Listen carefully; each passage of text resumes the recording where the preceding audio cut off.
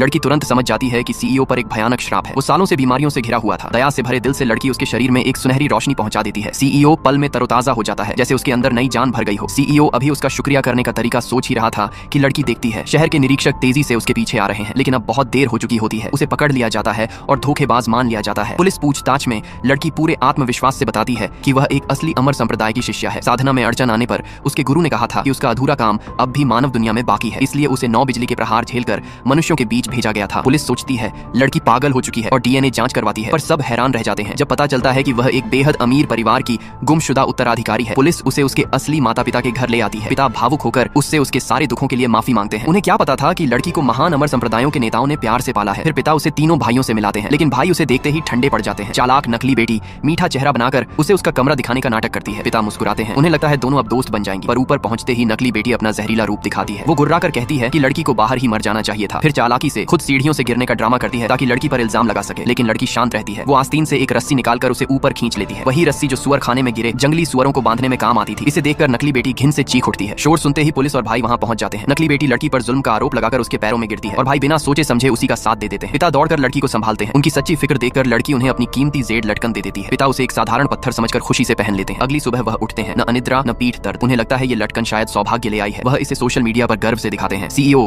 जो लड़की को खोज रहा था, पोस्ट देखते ही पेंडेंट पहचान कर तुरंत निकल पड़ता है। उधर अस्पताल में बीमारी का नाटक करती नकली बेटी पोस्ट देखते ही जल भुन जाती है।